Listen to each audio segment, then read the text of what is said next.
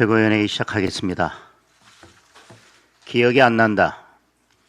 투표용지 부족에 대한 노태학의 답변입니다. 기억나게 하려면 참정권 회복 특검밖에 없습니다. 위철하는 대통령 밥 친구가 아니라고 고함을 질렀습니다. 특검을 해야 대통령 책임이 있는지 없는지 다 밝혀낼 수 있습니다. 혁명이 일어나야 재선거가 가능하다. 위철환의 답변입니다. 특검을 끝내 거부하면 혁명 수준의 국민 저항이 일어날 것입니다. 국정조사 핵심 증인 16명이 무더기로 출석하지 않았습니다. 국민적 비판이 쏟아지자 마지못해 오후에야 얼굴을 내밀었습니다. 특검 수사에는 이렇게 오만하게 버티지 못할 것입니다. 지금은 개헌을 언급할 때가 아닙니다. 지금 개헌을 언급하는 것은 잿밥에만 관심을 두는 것입니다. 국민은 이재명, 하명 합수본을 믿지 않습니다. 국민의힘 추천 특검만이 모든 진실을 밝혀낼 수 있습니다. 오늘 나온 여론조사를 보면 국민 85%가 특검이 필요하다고 답했습니다.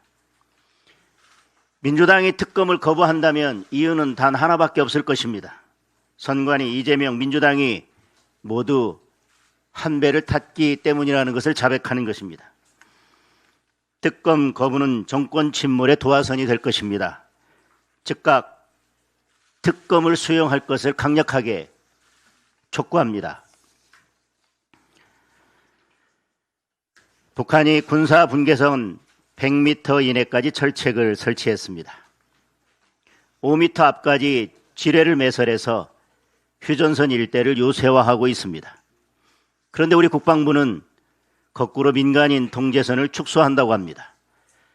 드론까지 달릴 수 있도록 접경지역 군사규제도 풀려고 합니다. 북한은 밀고 내려오는데 우리는 스스로 방어벽을 무너뜨리고 있습니다. 간첩 잡는 방첩사령부도 해체했습니다. 육사해사 공사 졸속 통합까지 밀어붙이고 있습니다. 군의 경계 업무는 사설 경비업체에 아웃소싱 하겠다고 합니다. 정동영의 기밀 유출로 미국의 대북 정보 공유가 중지되자 해외 민간업체 위성정보 구매를 추진하고 있습니다. 북중러의 밀착으로 전략적 공조가 강화되고 있는데 한미 동맹을 흔들고 한미일 안보 협력을 약화시키고 있습니다. 하나부터 열까지 대한민국 안보 해체에만 골몰하는 것입니다. 이런 국방 정책을 반길 사람은 북한의 김정은밖에 없습니다. 그 와중에 대통령은 느닷없이 모병제를 끄집어냈습니다. 청년 지지율이 폭락하자 마음이 조급한 모양입니다. 안보는 약화되고 청년의 분노만 더 키울 뿐입니다. 안규백 국방장관에 대한 탄핵소추 청원이 15만 명을 돌파했습니다. 이재명 정권의 안보정책에 대한 국민의 탄핵선언입니다. 안규백 장관을 당장 경질하고 대한민국 안보 파괴를 중지해야 합니다. 국민의힘은 국민의 생명과 안전을 지키는 올바른 국방정책을 더욱 강력하게 추진해 나가겠습니다. 증시가 연일 폭락과 폭등을 반복하고 있습니다. 이찬진 금감원장은 이제 와서 단일 종목 레버리지를 들어 누워서라도 막았어야 했다고 합니다. 애당초 ETF로 환율을 안정시킨다는 목표 자체가 틀린 겁니다. 결국 환율 조정도 못하고 역대급 증시 변동성만 키웠습니다. 국민연금의 선거용 증시 부양도 결국 시한폭탄이 됐습니다. 선거철에 풀어놓았던 국내 주식 비중 허용치가 7월부터 제한됩니다. 국민연금의 매도 물량을 증시가 어떻게 감당할지 정말 걱정입니다. 그런데도 이 정권은 여전히 정신을 차리지 못하고 있습니다. 우리 경제의 버팀목인 반도체 산업을 호남에 보내겠다고 합니다. 수백조 원을 투자해야 하는 기업의 사활이 걸린 프로젝트입니다. 용수, 전기, 인력 등 제반 여건을 기업이 검토해서 결정할 문제입니다. 그런데 대통령이 직접 네가 가라 호남을 압박하고 있습니다. 청와대 김용범은 초과이익 분배를 또 끄집어냈습니다. 민주당은 미실현 이익까지 과세하겠다고 나섰습니다. 거의 배를 가른다는 말을 몸소 실천하는 것입니다. 그 피해는 고스란히 청년들, 국민들에게 돌아가고 있습니다. 증시의 반대 매매 규모가 작년 대비 4배 가까이 늘었습니다. 외국인들은 올해 들어 이미 130조 원 넘게 주식을 팔았습니다. 환율은 글로벌 금융위기 이후 최고 수준인 1,540원을 넘어섰습니다. 4대 그룹의 일자리는 단 1년 만에 1만 개가 사라졌습니다. 대통령은 역대급 성과금이나 코스피 상승도 청년들에게는 딴 세상 이야기라고 합니다. 그 딴 세상 만든 게 바로 이재명 본인입니다. 옛날 노래가 있습니다. 안 되는 줄 알면서 왜 그랬을까? 그 뒷가사는 이렇습니다. 이제는 후회해도 어쩔 수 없어요. 뒤늦게 후회하기 전에 경제정책을 180도 전환하기 바랍니다. 국민의힘은 국민의 재산과 일자리를 지켜드리기 위해 모든 정책적 노력을 다할 것입니다. 오늘은 6.25 전쟁 발발 76주년입니다. 6.25 전쟁은 한반도의 적화 통일을 목적으로 한 북한의 남침으로 시작된 전쟁입니다.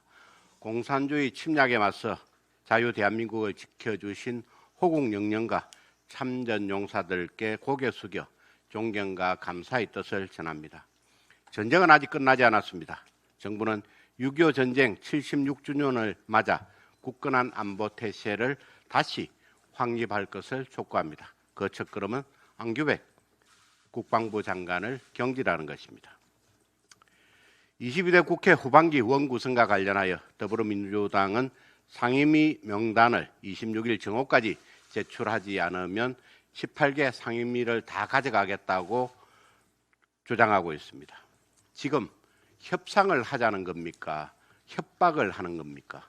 이렇게 엄포를 놓으면 국민의힘이 무서워서 법사위를 포기하리라 생각하는 것입니까? 아니면 18개 상임위 독식을 위한 빌드업을 하는 것입니까?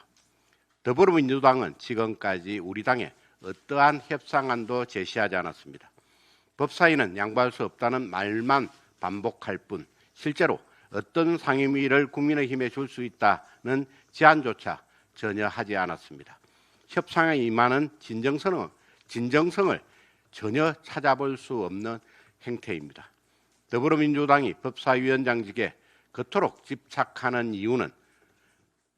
이유도 잘 이해가 되지 않습니다. 지금 이재명 대통령 지지율 데드크로스의 진원지는 법사위입니다.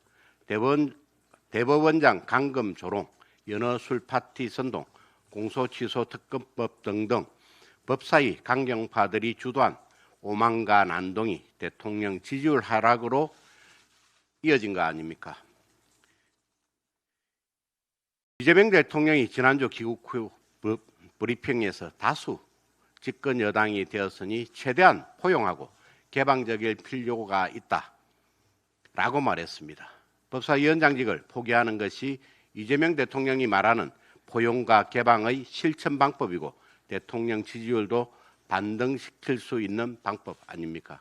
강경파의 상징이나 다름없는 정청래 전 대표가 법사위는 흥정 대상이 아니다라고 말하는 건 이해가 됩니다. 그런데 합리적인 한병도 원내대표께서 왜 이렇게 법사위원장직에 집착하는지 이해할 수 없습니다. 한병도 대표도 김어준 씨에게 휘둘리는 강성 지지층만의 대표입니까? 더불어민주당에 요구합니다. 법사위를 포기하십시오. 야당에 대한 협박 정치 중단하십시오. 그리고 협상 테이블에 올 때는 협상안을 가지고 오시기 바랍니다. 국정조사 특위 진행 사항을 보면서 이대로 국정조사를 진행하는 것이 무슨 의미가 있는 것인지 의구심이 들었습니다. 대단히 안타깝습니다. 중앙선관위의 비상임 선관위원 7명 전원과 오민석 전 서울시 선관위원장이 일정상 어렵다며 정인으로 출석하지 않다가 오후 늦게서야 지각 출석을 했습니다. 국민에 대한 집단 항명입니까? 이재명 대통령 밥 친구로 알려진 위철한 직무대행은 잠실 7동 제2투표소에 모여들었던 청년들이 폭도냐는 질문에 대해서 잘 모르겠다고 일관하는 등 국회를 우습게 보는 고압적인 안하무인 행태를 보였습니다. 선관위가 이처럼 국민과 국회를 우습게 보고 있는 것은 더불어민주당이 원활한 국정조사에 비협조적인 태도로 일관하고 있기 때문입니다. 오늘 실시하자고 제안된 현장조사도 민주당의 거부로 보류되지 않았습니까? 결국 민주당 주도의 봐주기식 국정조사로는 한계가 자명합니다. 특검 수사를 당장 진행해야 한다는 것을 분명히 말씀드립니다. 더불어민주당의 특검 수용을 재차 촉구합니다. 예, 최고위원 신동욱입니다. 앞서 원내대표 말씀하신 것처럼 오늘은 한국전쟁 발발 76주년이 되는 날입니다. 피로써 이 나라를 지킨 호국 영령 분들께 다시 한번 머리 숙여 감사드립니다. 그런데 안타까운 점은 지난 지방선거에서도 나타났습니다만 지금 대한민국이 여전히 정전 상태에 있음에도 불구하고 우리의 주적이 누구냐라고 묻는 질문에 답변을 하지 못하거나 답변을 피하거나 또 우리의 주적이 미국이라고 답변을 하거나 이런 것들이 아직도 우리 사회에서 횡행하고 있다는 사실에 깊은 안타까움을 느낍니다. 그리고 정치권 일각에서는 여전히 국익보다는 정치적 구호로서 전시작전권 전환을 언급한다든지 어제 이재명 대통령이 연평도를 방문한 자리에서 사실상 모병제 전환을 의미하는 발언을 했다라든지 이런 것들은 국가 안보를 대단히 가볍게 여기는 발상들입니다. 대한민국의 안보 체계의 근간을 바꾸는 이런 문제들을 대통령이 일종의 청년 포퓰리즘으로 생각해서 함부로 얘기를 한다든지 국민적 공감대 없는 발언을 함부로 하는 것, 이런 것들이 지금 집권당과 이재명 정부가 안보를 얼마나 가볍게 여기는가라는 것을 보여주는 단적인 반증이라고 하겠습니다. 한 가지 걱정이 더 있어서 말씀을 드리겠습니다.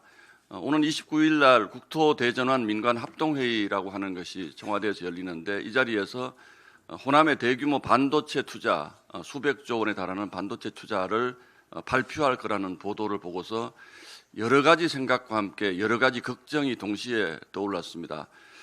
이제 반도체는 우리 경제의 백년 대계라고 할 만큼 중요한 산업입니다. 그런데 이재명 정부는 이 반도체 산업에서 거둬들이는 이익을 마치 자기들 주머니의 공깃돌처럼 생각을 하는 것 같습니다.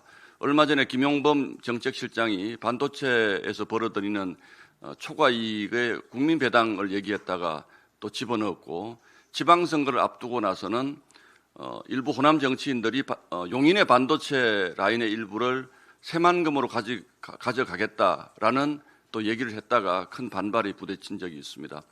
물론 어느 지역이 됐든 이것이 문제가 아니라 정부가 이 중요한 반도체 산업을 잘못 이해를 해서 지역 갈등을 부추기는 불쏘시개로 활용하려고 하는 것 아니냐라는 의구심을 강하게 가질 수밖에 없습니다. 삼성과 SK하이닉스가 호남에 대규모 반도체 투자, 수백조 원에 달하는 반도체 투자를 하는 것이 대한민국 경제에 나쁠 것은 없다고 저는 생각을 합니다. 그러나 이게 기업의 자율적인 판단에 따른 것이 아니고 정부의 압박에 의한 것이라면 이건 대단히 심각한 문제입니다. 용인의 반도체 클러스터를 지었을 때 제가 생생히 기억하는 것이 있습니다. 반도체는 전력과 용수와 그리고 대단히 잘 훈련된 인력이 필요한 것이기 때문에 대한민국의 반도체 집적 단지는 용인 이하로 밑으로는 갈 수 없다라는 주장을 하면서 용인에다가 반도체 클러스터를 허가를 했습니다. 그런데 이제는 그런 논리도 전혀 없고 호남에 지금 대규모 반도체를 투자하려고 하는 어떤 이유라고 하는 것이 기업의 판단이라고는 얘기는 합니다만 이렇게 기업이 졸속적으로 특정 지역을 먼저 정해놓고 대규모 반도체 투자를 결정한다는 것은 저는 이해하기 어렵습니다. 그럼 왜 지난 지방선거 때 용인의 반도체 라인을 새만금으로 가져간다고 얘기했습니다. 물론 이번에 얘기하는 것은 그것과는 다른 별개의 투자라고 얘기를 합니다. 그런데 지금 단기적으로 반도체 수요가 폭증하기 때문에 투자가 필요한 것은 분명히 맞다라고 저도 생각을 합니다만 지금 결정되는 이 반도체 투자는 적어도 10년 뒤 또는 15년 뒤에나 생산이 가능한 이런 투자를 지금 기업들에게 강요해서 결정했을 때 그럼 그 뒤에 경제 상황 이런 것들을 정부가 다 예측하기 어렵습니다. 그런데 이런 것들을 기업이 주체적으로 판단하고 주체적으로 결정해서 기업의 책임으로 투자를 하게 만들지 않고 정부가 특정 지역을 의식해서 이렇게 대규모 국가 미래를 결정하듯이 얘기하는 것에 대해서는 정말로 걱정스럽고 여기에 수반되는 지역 갈등 이런 부분들을 대체 생각을 하고 이런 결정들을 하는 것인지 걱정하지 않을 수밖에 없습니다. 저는 이재용 삼성그룹 회장 그리고 최태원 회장에게도 말씀을 드립니다. 이런 투자를 이런 방식으로 결정하셔서는 안 됩니다. 아무리 권력이 무서워도 권력보다 더 중요한 것은 기업이고 국가의 미래고 국가의 100년 대계 아니겠습니까? 다시 한번 깊숙이 검토해서 국민적 공감대 위에서 이런 결정을 해 주시기를 부탁을 드립니다. 이상입니다.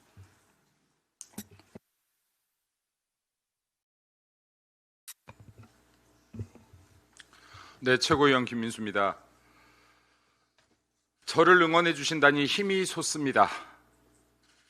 2022년 대선 당시 재외국민 투표가 진행 중이던 시점에 재외국민 투표자에게 받은 편지를 공개하며 말했던 이재명의 말이었습니다. 선관위에 묻습니다. 이것은 공직선거법 위반입니까? 아닙니까? 지난 2일 이재명은 재외국민 전자투표와 우편투표를 지시 및 언급했습니다. 이에 재외동포청장은 제23대 총선 전까지 우표 전자투표를 도입하겠다 공언했습니다. 지금 우리가 겪고 있는 참정권의 문제, 본질은 편의성이 아닙니다. 이미 2023년 선관위와 국정원, 한국인터넷진흥원의 합동 점검을 통해 허술한 비밀번호, 내부망 침투 가능성, 사전투표 용지와 동일한 QR코드 생성 가능성 등 심각한 여러 취약점들이 발견되었습니다. 북한 해킹 조직 킴수키가 메일을 해킹해 대외비 자료를 유출한 사실까지도 드러난 바 있었습니다. 이런 상황에서 전자투표와 우편투표를 확대하는 것은 선거제도에 대한 더 큰 불신을 야기합니다. 지금 필요한 것은 선거의 편의성 확대가 아닌 선거 보안과 투명성 강화입니다.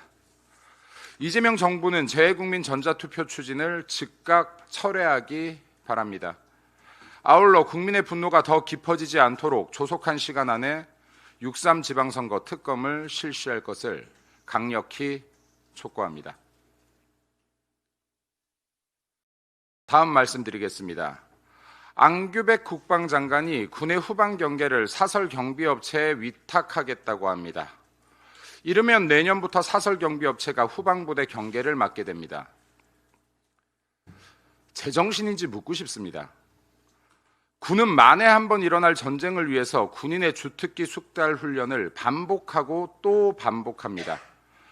전쟁 발발 시 이렇게 훈련된 군인들이 전쟁에 투입되어 국가와 국민을 지킵니다. 사설 경비업체에 국방을 맡기겠다. 이재명 정권과 국방부 정말 제정신인지 묻고 싶습니다. 사설 경비업체에 노란봉투법 적용됩니까? 안 됩니까? 민노총의 노조활동 가능합니까? 아닙니까? 대한민국에서 전쟁 발발 시 숙련된 경비업체 직원들이 위험을 회피하고자 퇴사하면 혹은 노동쟁의에 들어가면 신입사원으로 전쟁 대체하겠습니까? 정영승 합창의장님 그리고 상공 참모총장님들께도 묻습니다.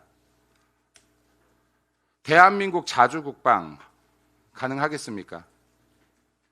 군에 대한 이해가 부족한 국방장관에 무조건 충성할 때가 아닙니다. 존경하는 대한민국 군인 여러분, 권력을 위해서가 아니라 나라와 국민의 안전을 위해 일하기를 간청드리겠습니다. 또 말씀드리겠습니다. 우리는 민주당 정동영의 안보상 비밀정보 유출 발언을 기억하고 있습니다. 해당 사건을 계기로 미국은 지난 4월 초부터 대북 정보의 공유를 제한하고 있습니다. 이젠 우리 위성만으로 동시 감시에 한계가 있다고 합니다. 이재명 정부는 민간 위성 영상 정보를 구매하겠다고 합니다. 초기 단계 예산만 약 120억 원에 달합니다. 민주당 정동영 의원의 개념 없는 발언으로 위성 영상 정보 구매 비용 120억 혈세가 낭비되는 건 맞습니까? 국민 여러분, 정동영과 민주당에 120억 구상권 청구돼야 되지 않겠습니까? 정동영 의원님, 국가 안보에까지 영향을 미치는 중차대한 사고를 쳤다면 그에 맞는 충분한 책임을 지기를 바랍니다. 마지막으로 말씀드리겠습니다. 정부가 야심차게 추진했던 대국민 창업 프로젝트, 모두의 창업이 출범 직후 대규모 정보 유출 논란에 휩싸였습니다. 단순한 개인정보 유출을 넘어서 창업 아이디어와 심사평까지 외부로 유출되었습니다. 이번 사건은 일반적인 개인정보 유출을 넘어 미래사업의 핵심 자산인 창업 아이디어가 유출되었다는 것에서 그 파장이 더욱 큽니다. 저 역시 지금 창업에 약 25년간 몸담고 있습니다. 창업가들이 창업 아이디어 하나를 내기 위해서 수많은 날을 고민하고 사업 계획서를 작성하기까지 수많은 시간 동안 수많은 사람들의 노력이 들어갑니다.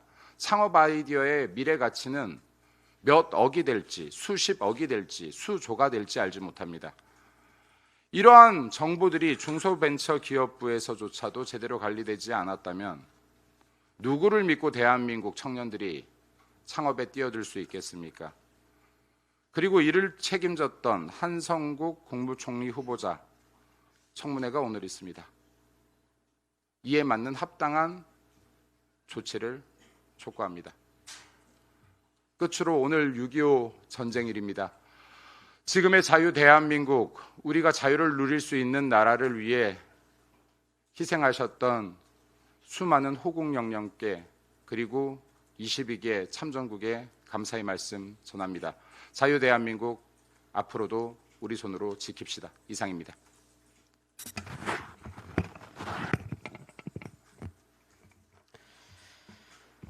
AI 시대의 전 세계 메모리 반도체, 특히 HBM의 수요가 마치 댐이 터진 것처럼 폭발하고 있습니다.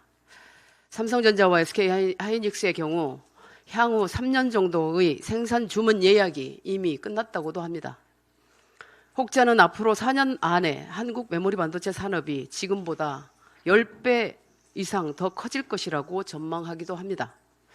일시적 반도체 호황을 뜻하는 슈퍼 사이클을 넘어서 인류사를 바꿀 메가 슈퍼 사이클이라고 해도 과장이 아닙니다. 여기서 잠깐 제가 숫자로 좀 말씀을 드리겠습니다. 2022년 6월 23일, 정확히 4년 전 TSMC를 보실까요? 글로벌 시가총액을 비교를 해보겠습니다. TSMC 글로벌 시가총액의 한화로 4년 전에 600조 정도 됐습니다. 지금 얼마인 줄 아십니까? 3,000조가 넘었습니다. 5배 이상 커졌습니다. 삼성전자 어떻게 됐을까요? 400조 근방이었습니다. 지금은 어떻게 됐나요? 어제 날짜로 2,200조가 넘었습니다. 6배가 증가했습니다. 엔비디아 어떻게 됐을까요? 400조에서 7,000조가 됐습니다. 15배가 늘었죠. SK 하이닉스 어떻게 됐을까요? 80조 정도였습니다. 어제 날짜로 2,080조가 됐습니다. 26배가 증가했습니다. 기업의 크기를 나타내는 글로벌 시가총액의 크기입니다. 저는 여기서 우리가 앞으로 4년 동안, 3, 4년이 얼마나 중요한지를 말씀을 드리고 싶은 겁니다. 어제 24일 대통령실에서 발표한 호남 및 충청 지역 대규모 반도체 클러스터 조성 계획은 폭증하는 메모리 반도체 수요를 감당할 불가피한 조치입니다. 곧 영남, 강원 등 다른 지역으로도 클러스터가 이어질 것입니다. 지금 중요한 것은 지역 간 경쟁이 아닙니다. 대한민국 전체가 반도체와 AI를 핵심 축으로 삼아서 지금까지 경험하지 못한 거대한 성장을 선도하는 일입니다. 저는 지난 대선 직후인 2022년에서 2023년에 걸쳐서 반도체 특별법 시즌 1인 국가첨단전략산업법과 조세특례 제한법을 발의하고 통과시킨 후에 대한민국 5대 권역, 수도권, 충청권, 호남권, 영남권, 강원권에 각각 반도체 산업과 지역별 첨단 산업을 동시에 육성하는 범국가 프로젝트를 총리 및 정부에 제안한 바 있습니다. 당시 목표로 제시했던 1000조 기업 2개, 500조 기업 3개, 100조 기업 5개 이상, 그 꿈도 이제 현실에서 가시화되고 있습니다. 이미 삼성전자와 SK하이닉스 2000조가 넘었지 않습니까? 보수정당 국민의힘이, 우리 국민의힘이 이 대전환의 역사를 주도하고 마침내 실현해내는 것이야말로 2028년 총선 승리 전략이자 2030년 집권 플랜임을 다시 한번 강조드리고자 합니다. 2016년 정치권 영입에서 제가 11년 차 미친 듯이 반도체를 외치고 있습니다. 다들 저보고 아직도 미쳤다고 합니다. 저는 그래서 이 2030년 집권 플랜을 위해서 국민의힘이 완수할 3가지 과제가 있습니다. 이 말씀을 드리고자 합니다. 첫째, 첨단산업 국가를 견인할 유능함을 증명해야 합니다. 기업들이 수백조 원을 들여서 각 지방에 전 공정, 후 공정 모두 아우르는 반도체 클러스터를 짓겠다고 해도 전력과 용수, 도로망과 같은 핵심 인프라가 적기에 공급되지 않으면 사상 누각입니다. 수도권 중심의 규제 완화를 넘어서 국토 전체를 첨단산업 도시로 탈바꿈시킬 인허가 특례와 파격적인 지원 방안을 우리 국민의힘이 제시해야 합니다. 둘째, 초인류 외교 통상 환경을 이끌어야 합니다. 글로벌 공급망 재편과 자국 우선주의 통상 압박 속에서 우리 기업들이 주도권을 잃지 않도록 해야 합니다. 대한민국이 글로벌 룰에 휘둘리는 팔로우가 아니라 새로운 질서를 설계하는 룰메이커가 될 수 있도록 당 차원의 외교적 자산과 정책적 역량을 총가동해야 합니다. 셋째, 장기적인 인재 양성 로드맵을 주도해야 합니다. 단기적인 예산 공방으로 골든타임을 허비할 여유가 없습니다. 광복 후 80년의 변화보다 앞으로 3, 4년의 변화가 크다 하지 않습니까? 3년 뒤, 5년 뒤 더 크게 밀려들 반도체 수요를 감당하도록 각 지역 거점 대학을 첨단 반도체의 인재 요람으로 육성하는 국가적 비전을 우리 국민의힘이 강력하게 드라이브해야 합니다. 당원 동지 여러분, 구태의연한 이념 경쟁에 매몰될 시간이 우리에게는 없습니다. 좁쌀 같은 당내 계파 싸움에 낭비할 시간은 더더욱 없습니다. 지금 우리에게는 보수정당다운 담대한 비전과 목표가 필요합니다. 초성장 시대를 이끌 수권정당으로 우뚝 서는 것이야말로 국민의힘이 이 위기를 극복할 가장 확실한 길이라고 생각합니다. 이상입니다.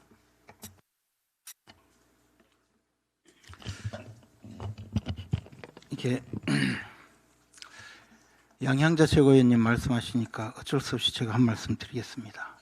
이 삼성과 SK에서 반도체 투자를 호남 지역으로 400조 이상 규모로 투자 발표를 앞두고 있다는 보도가 연이어 나오고 있습니다. 사실은 지난 지방선거 이전부터 이런 이야기는 많이 있었습니다. 새만금 지역으로 반도체 공정을 이전해라는 요구부터 시작해서 지속적으로 나오고 있었습니다. 이미 앞에서 말씀하셨다시피 청와대 회의 이후에 이 상황을 전부 정리해서 삼성과 SK가 발표를 할 것이다. 그런 내용까지 나오고 있습니다. 이 반도체 공정 투자는 사실 우리가 지금까지 경험하지 못한 천문학적인 투자가 예상이 되고 있고 그 시설 규모라든가 또는 전후 그 입지 조건이라든가 또는 인력 배분이라든가 하는 문제에서 막대한 국가적인 지원이 필요합니다.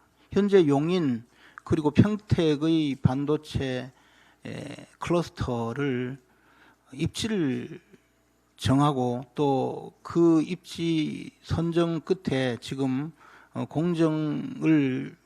공정에 이르는 과정이 참으로 험난한 과정을 거치고 있습니다. 용수 문제, 용지 문제, 그리고 전력 인입 문제 이런 것이 막대한 정부 지원이 필요한데도 현 정권 그리고 앞의 문재인 정권에서 비협조로 일관했다라는 평가를 받고 있습니다. 당장 최상급의 공업용수 그리고 10기가급의 전력 송전시설 그리고 막대한 부지의 그 확보 이런 면에서 문제가 되어서 지금까지도 아직 지지부진한 상태에 있었습니다. 우선 이 시설이 초고속으로 그 입지를 확보할 수 있도록 도와주는 것이 무엇보다도 필요하다고 볼 것입니다. 그리고 호남 지역으로 반도체 공장을 처음에는 이전하라고 주장을 하다가 지금은 이제 새로운 시설을 투자를 한다고 합니다. 우리는 2003년도 경북 구미공단에 있던 LG LCD의 그 파주 지역 공장 이전 문제가 벌어졌을 때 그때를 생생하게 기억하고 있습니다.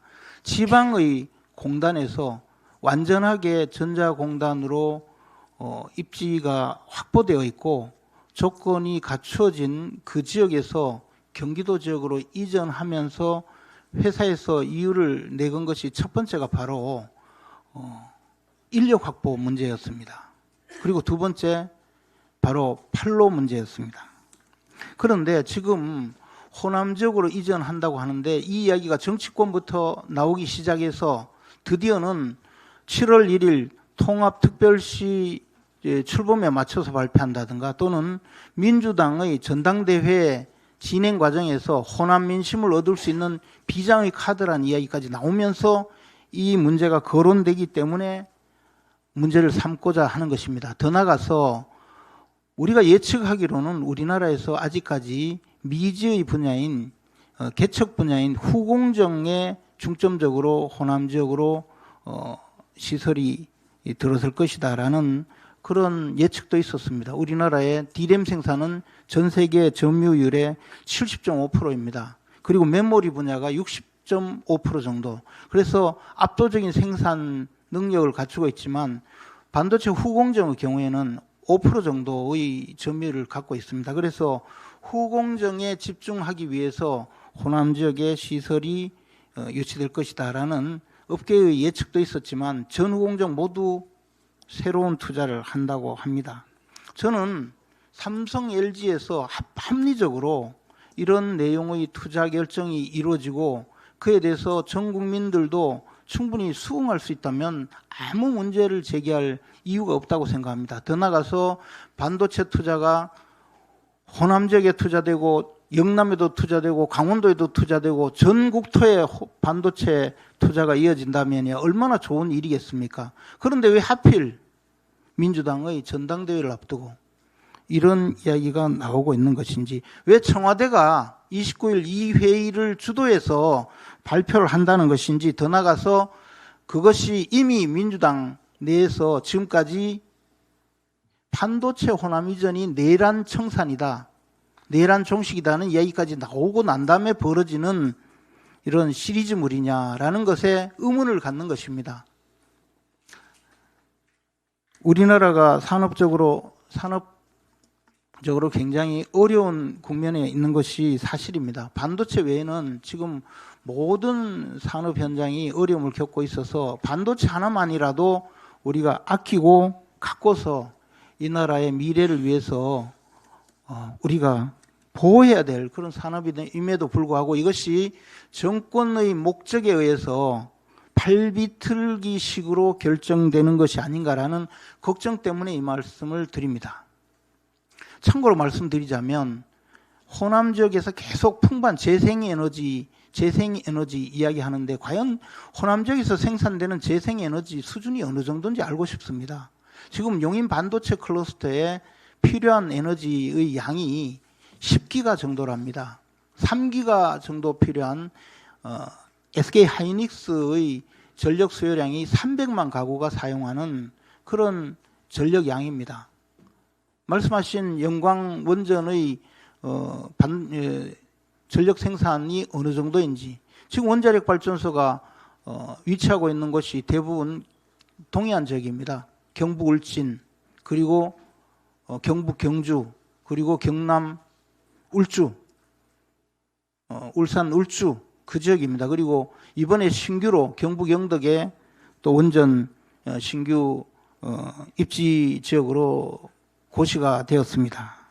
그렇다면 이 전력이 가장 풍부한 곳이 바로 동해안 지역 경북 지역인데 어떻게 해서 재생에너지 생산이 10기가까지 이룰 수 있다고 주장을 하면서 반도체 공정이 호남 지역이 적절하다고 주장하는 것인지, 앞으로 이 문제를 어떻게 해결할 것인지 그것도 아울러 알고 싶습니다. 참고로 우리나라는 앞으로도 전력 수요가 매우 필요한 지역입니다. 그래서 원전의 추가 증설이 계속적으로 필요한 곳입니다. 문재인 정권에서는 탈원전 주장을 하면서 우리나라 원전 생태계 자체를 마비시킨 적이 있습니다. 지금 현재는 신규 원전을 도입하려고 해도 지역에서 지역 주민의 수용성 문제 때문에 사실상 어려움에 빠져 있는 경우가 많습니다. 발전소 주변 지역 지원법은 지역 주민에 대해서 지원을 규정하고 있지만 현금 지원이나 직접 지원을 금지하고 있어서 연간 수백억 원의 지원금이 발전소에서 지원되지만 그 돈은 지역 정치권의 쌈짓돈으로 전락하고 있습니다. 그래서 기껏해서 경로잔치하고 축제하고 그리고 유력 인사들이 주도해서 지역 주민들 관광시키는 그런 비용으로 대부분 소진되고 있는 것입니다. 우리 당에서 앞으로 원전 추가 증설을 위해서 현장에서 꼭 절실한 이 원전 주변 지역 지원법, 발전소 주변 지역 지원법을 개정해서 지역 주민에게 현금 지원을 할 수 있도록 물꼬를 터주는 것이 앞으로 우리나라 전력망의 확보에 크게 기여할 것이라고 생각하니 이 점 정책적으로 꼭 반영해 주시길 바랍니다.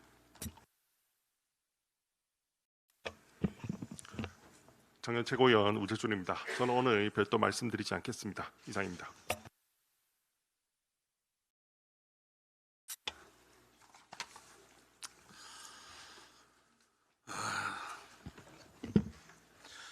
(1957년에) 제작된 고전 영화 12명의 성난 사람들은 존속 살해 혐의를 받는 한 소년의 재판 과정을 생생하게 묘사합니다. 무더운 배심원실 안에서 11명의 배심원들은 피로와 효율성을 이유로 단 몇 분 만에 유죄라는 결론을 내리고 서둘러 집으로 돌아가려고 합니다.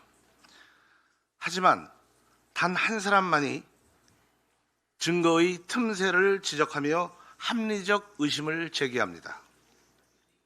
누군가의 생명과 운명이 걸린 중대한 사안에서 다수의 편의나 빠른 결론보다 중요한 것은 다소 시간이 걸리고 불편하더라도 의심의 여지가 없는 정확성을 끝까지 검증해야 한다는 묵직한 철학 때문입니다.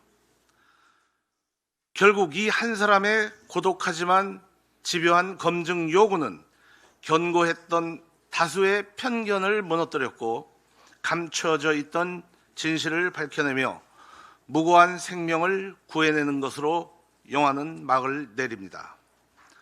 선거 관리의 본질도 이와 같아야 합니다. 누군가의 운명이 달린 일에 빠른 결론보다 더 중요한 것은 다소 시간이 걸리고 불편하더라도 의심의 여지 없는 정확성을 확보해야 한다는 철학이 있어야 합니다. 그동안 우리의 선거 제도는 효율성과 편리성을 우선적으로 추구해 왔습니다. 사전투표 확대 역시 편의성을 앞세운 제도입니다. 하지만 선거는 편의성을 따지는 일반 행정이 아닙니다. 행정의 생명이 효율성이라면 주권자의 뜻을 확인하는 선거의 생명은 정확성과 국민의 절대적 신뢰입니다. 한번 무너진 신뢰 앞에서는 그 어떤 효율적인 행정 결과로도 국민을 설득할 수 없습니다. 우리가 수개표를 요구하고 사전투표 제도의 근본적 재검토를 논하는 이유는 단순히 아날로그 시대로 돌아가자는 것이 아닙니다. 선거 관리의 중심 철학을 편리성과 신속성보다는 조금 늦고 불편하더라도 누구나 결과를 투명하게 확인할 수 있는 정확성과 신뢰성 그리고 검증 가능성으로 완전히 전환하자는 것이 지금 국민들의 외침입니다. 이것이 모든 선거개혁의 출발점입니다. 선거제도와 선관위의 본질적 개혁은 무너진 민주주의 근간을 바로잡는 우리 시대의 가장 엄중한 과제입니다. 1453년 비잔틴 제국의 수도 콘스탄티노플이 함락될 당시 오스만 제국의 대포가 성벽을 무너뜨리는 절체절명의 순간에도 성안의 사람들은 천사의 성별이 무엇인가를 두고 소모적인 경론을 벌였다고 합니다. 거대한 위기 앞에서도 본질을 놓친 채 분열했던 공동체의 최후는 참혹한 멸망이었습니다. 지금 우리가 지금까지 겪었던 수많은 시행착오를 또다시 반복하고 있는 것은 아닌지 냉정하게 돌아볼 필요가 있습니다.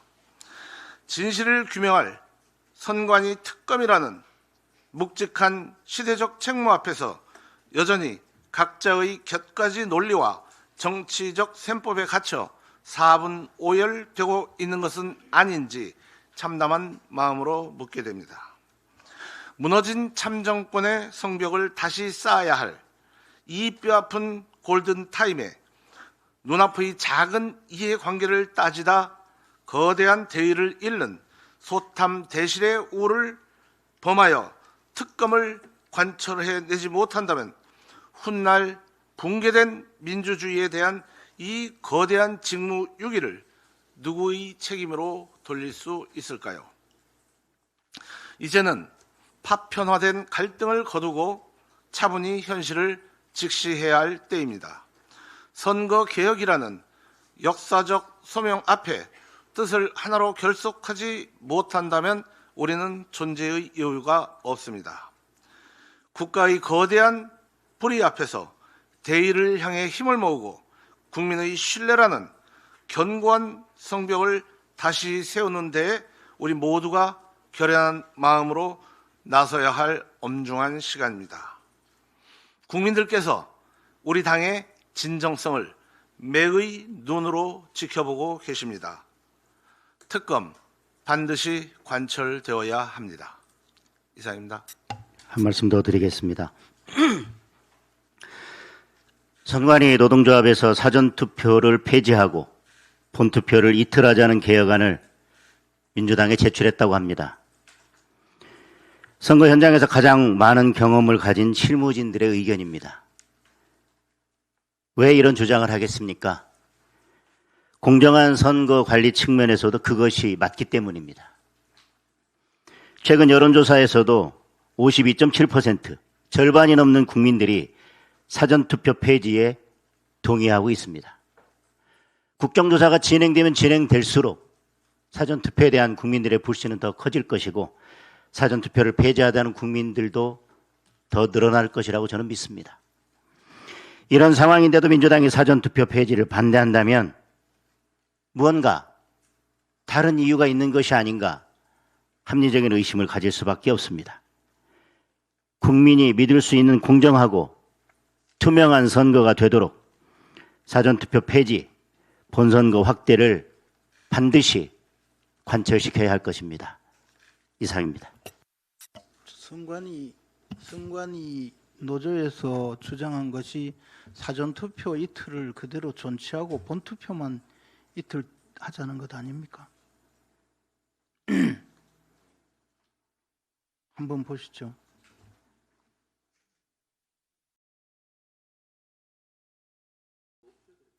제가 지금 보는 기사로는 사전투표를 없애되 본투표를 이틀로 확대하고 개표를 투표 다음 날 실시하자는 것이 골자다 이렇게 제가 언론 보도로 확인을 했습니다. 한 번만 확인 더 해주시기 바랍니다. 예, 마치겠습니다.